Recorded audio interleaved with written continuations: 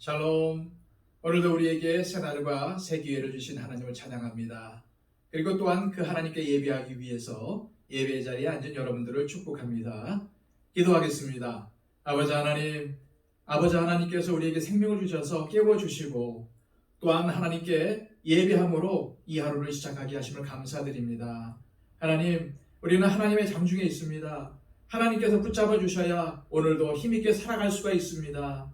하나님, 지혜가 부족하고 여리고 약하고 또한 무능한 우리에게 하나님의 능력을 입혀주시고 또한 하늘의 지혜로 채워주셔서 오늘도 세상 사람들에게 하나님을 증거하며 또한 우리의 말과 행실로 예배하는 삶을 살아갈 수 있도록 인도하여 주옵소서. 아버지 하나님, 우리가 살면서 세상 사람들에게 선한 영향력을 끼치기를 원합니다. 소금과 빛의 역할을 감당하며 살기를 원합니다. 하나님께서 우리에게 부탁하신 예수 그리스도의 편지로 살아갈 수 있도록 인도하여 주시고 우리가 가는 곳마다 그리스도의 향기를 내뿜길 수 있도록 인도하여 주옵소서. 아버지 하나님, 오늘도 내가 하나님의 자녀임을 잊지 않도록 하여 주시고 참으로 예수 그리스도를 따라가는 그리스도인이라는 사실을 망각하지 않도록 지켜보아여 주시옵소서.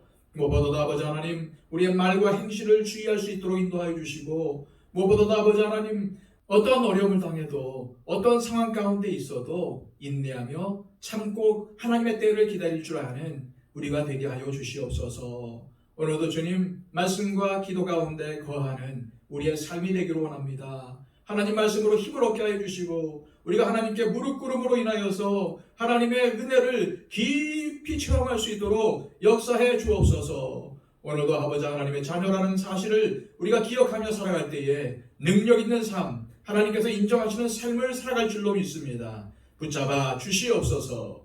예수 그리스도의 이름으로 기도하옵나이다. 아멘.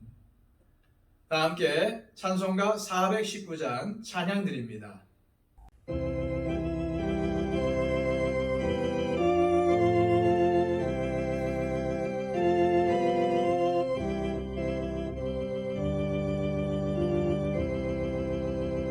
주 날개 민 내가 편안히 쉬네. 밤깊고 비바람 불어쳐도 아버지께서 날 지켜주시니 거기서 편안히 쉬리로다. 주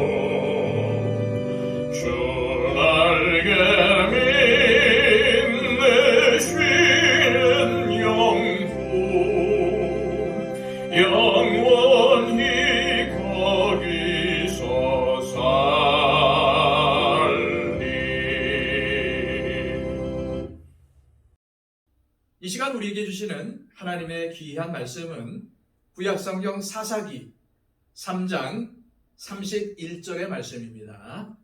구약성경 365쪽입니다. 에훗 후에는 아나스의 아들 삼갈이 있어 소모는 막대기로 블레셋 사람 600명을 죽였고 그도 이스라엘을 구원하였더라. 아멘. 지난 시간 살펴본 내용은 하나님께서 사사 에훗을 통해서 이스라엘을 18년 동안 괴롭혔던 모압 에글론을 심판하셨으며 이후 이스라엘은 80년 동안 평화를 누렸다는 내용을 함께 살펴보았습니다. 하지만 이스라엘은 또다시 하나님 앞에 우상 숭배의 죄를 범했고 하나님은 그들을 다시 돌이키게 하시려고 이번에는 블레셋이라는 매를 사용하셨습니다. 블레셋이 어떤 나라입니까?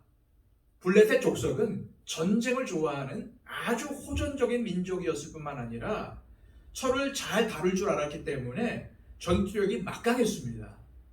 또한 역사적으로 보면은 블레셋은 이스라엘을 끊임없이 괴롭혔습니다. 하나님은 이러한 블레셋을 들어서 이스라엘을 심판하셨던 겁니다. 그런데 그 호전적이고 막강한 블레셋으로부터 이스라엘을 구원한 사람이 아낫의 아들 삼갈이었다는 사실입니다. 여기서 아낫은 가나안 사람들이 섬기던 여신의 이름이었습니다. 이 아낫이라는 이름에 대해서 아직도 논쟁이 끝나지 않았지만은 이 아낫을 가나안 여신의 이름으로 본다면은 삼갈은 아낫이라는 우상을 섬기는 가정에서 태어난 사람이 됩니다. 그리고 삼갈이라는 이름 자체가 이미 이스라엘 사람의 이름이 아닌 이방인의 이름입니다. 그러나 순수한 이스라엘 혈통도 아니고 더구나 우상 숭배를 했던 가문의 사람인 삼갈이 이스라엘을 구원하는 사사로 하나님께 선택을 받은 것입니다. 어떤 학자들은 이것이 근거가 없다고 말하는데 삼갈이 이스라엘 지파 출신이라는 명확한 근거 역시도 없습니다.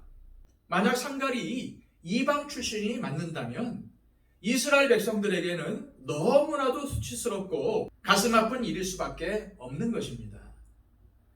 이제까지 하나님은 이스라엘을 구원할 구원자를 세우실 때 이스라엘 지파 출신을 세우셨습니다. 그런데 삼갈의 경우는 아니었습니다.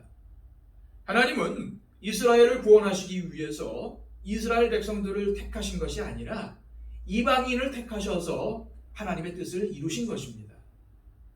그러니 이스라엘의 입장에서 볼 때에는 이 단 한 절에 불과한 말씀 앞에서 얼마나 부끄럽겠습니까? 물론 삼갈은 우상 숭배를 했던 가문에서 하나님을 믿는 사람으로 개종한 이방인이라고 볼 수 있습니다. 따라서 넓은 의미에서 보면은 모두가 다 하나님의 자녀라고 할 수 있습니다. 하지만 자신들만이 하나님의 백성이라는 선민의식이 강했던 이스라엘 입장에서 삼갈의 존재는 단지 이방인 출신에 불과할 뿐이었습니다. 그러나 하나님은 이러한 삼갈을 통해서 이스라엘을 구원하심으로써 이스라엘 백성들을 더욱 부끄럽게 하셨던 것입니다. 우리는 이러한 사실을 통해서 무엇을 깨달아야 할까요? 하나님의 자녀가 계속해서 범죄하고 하나님의 뜻을 자꾸만 거스를 경우 하나님은 믿지 않는 자들을 통해서 믿는 자들을 부끄럽게 하실 수도 있다는 사실입니다. 실제로 이스라엘이 가나안 땅에서 이방 민족들에게 고통을 당했던 것 자체가 하나님께서 믿지 않는 자들을 통해서 믿는 자들을 부끄럽게 하신 경우라고 할 수 있는 것입니다. 따라서 우리도 하나님보다 세상을 더 사랑하는 우상 숭배에 빠져 있지는 않은지, 이스라엘이 하나님의 뜻을 거스르고 가나안의 세속 문화에 동화된 것처럼 우리 역시도 세상의 악한 문화에 휩쓸려 있지 않은지 심각하게 돌아보아야 합니다. 하나님의 자녀가 하나님의 자녀답게 살지 못할 때, 하나님의 선하시고 기뻐하시고 온전하신 뜻이 무엇인지 바르게 분별하지 못할 때 결국 하나님은 우리를 다시 바로 세우기 위해서 고통을 주실 것입니다. 그러기 전에 우리는 우리 자신을 돌아보고 돌이켜야 합니다. 회개하고 하나님께로 돌아와야 합니다. 그래야 우리는 다시 구원의 길을 갈 수 있는 것입니다. 이스라엘 백성들이 블레셋에 의해서 고통을 당했던 구체적인 내용이 5장 6절에 기록이 되어 있습니다. 아나스 아들 삼갈의 날에 또는 야엘의 날에는 대로가 비었고 길의 행인들은 오솔길로 다녔도다. 이 말씀이 무슨 뜻일까요? 이스라엘 백성들은 블레셋이 너무나도 무서워서 감히 넓은 길로 다니지 못하고 몰래 오솔길로만 다녔다는 뜻입니다. 하나님은 가나안 땅을 이스라엘에게 주셨습니다. 모세와 여호수아 시대에는 가나안 땅 백성들이 이스라엘이라는 말만 들어도 간담이 녹을 정도였습니다. 그런데 사사기에 와서는 전세가 완전히 역전되지 않았습니까? 그 이유가 뭐라고 생각이 되십니까? 그 이유는 이스라엘 백성들이 하나님을 바로 섬기지 않았기 때문이었습니다. 하나님뿐만 아니라 가나안 족속들이 섬겼던 농경신, 즉 바알과 아세라를 겸해서 섬기면 자신들에게 더 큰 이익과 힘이 생길 줄 알았습니다. 그 땅의 문화를 받아들이면 더 가나안 땅에서 잘 살 줄로 믿었습니다. 하지만 과연 그랬습니까? 그들은 너무나 부끄럽게도 큰 길이 아닌 좁은 길로 몰래 숨을 죽이며 다녀야 했습니다. 지금 우리가 처한 상황도 이와 같지 않겠습니까? 요즘 한국 교회가 얼마나 많은 사람들에게 손가락질을 받고 있습니까?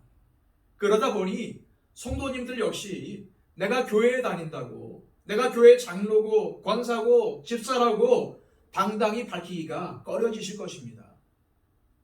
과거에는 교회에 다닌다고 하면 그래도 다른 사람들보다는 정직하고 성실할 것이라는 인식이 있었습니다. 하지만 지금은 어떻습니까? 교회에 다니는 사람들이 더 형편없다고 말하고 있지 않습니까? 그 이유가 뭐라고 생각하십니까? 어떤 이유에서건 우리가 하나님을 잘못 믿고 있기 때문이 아닐까요? 이제 우리는 순수한 신앙으로 되돌아와야 합니다. 사사기 말씀을 통해서 우리의 신앙을 돌아보고 회복하는 기회로 삼아야 합니다. 그러려면 우리는 정말로 마음을 다해서 하나님이 나의 주인 되심을 인정하고 오직 그분만을 섬겨야 합니다. 세상과 양다리를 거쳐서는 안 됩니다. 회개하고 하나님의 방법으로만 삶을 살아야 합니다. 오늘 말씀을 보면 하나님은 삼갈이라는 사람을 택하셨습니다. 삼갈은 우상숭배를 한 가문 출신입니다. 이방인이었습니다. 게다가 그는 온니엘처럼 용사도 아니었고 농부였습니다. 하지만 그는 블레셋 사람 600명을 죽였습니다. 그런데 삼갈이 블레셋을 물리치는 데 사용한 도구가 무엇이었습니까? 소모는 막대기였습니다. 이것은 상식적으로 말이 안 됩니다. 앞서도 언급했지만 블레셋은 철을 가지고 무기를 만들어서 주변 국가들을 두려움에 떨게 한 호전적인 민족이었습니다. 그런데 삼갈은 소모는 막대기로 그들과의 싸움에서 승리했던 것입니다. 도대체 어떻게 이 일이 가능했을까요? 하나님이 도우셨기 때문입니다. 우리는 이 사실을 통해서 우리의 힘은 우리가 가지고 있는 재능, 힘, 권세, 재물에서 생기는 것이 아니라 오직 하나님을 믿는 믿음에서 난다는 사실을 깨달아야 합니다. 삼갈은 소모는 막대기로 블레셋을 물리쳤습니다. 다인 역시도 물맷돌로 거대한 골리앗을 물리쳤지요. 그들이 사용한 무기로만 보면은 어떻게 그것으로 블레셋을 이겨낼 수 있었겠습니까? 오직 하나님께서 함께 하셨기 때문에 그 일이 가능했던 것입니다. 하나님은 우리의 상식을 넘어서 계시는 분이십니다. 그러니까 하나님이신 것입니다. 하나님이 함께 하시면 소모는 막대기로도 블레셋을 이길 수 있습니다. 하나님이 함께 하시면 물맷돌 하나로도 전쟁에서 승리할 수가 있는 것입니다. 이것은 인간의 상식과 이해를 넘어서는 것입니다.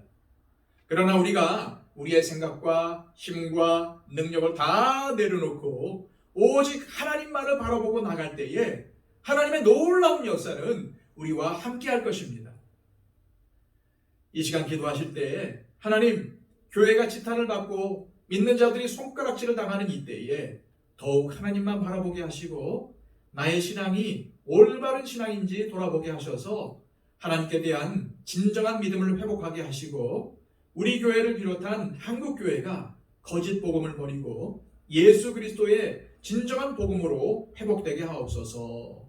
또한 저 상갈처럼 내 생각, 내 능력, 내 지식을 내려놓고 하나님의 능력만 의지하게 하옵소서라고 기도하시기를 바랍니다. 그리고 우리 주변에 우리의 도움을 필요로 하는 많은 분들을 위해서 중보해 주십시오. 한국교회 회복을 위해서 기도해 주시고요. 또한 온 세계에 복음을 전파하는 선교사님들을 기억하면서 기도해 주시기를 바랍니다. 다 함께 기도하겠습니다.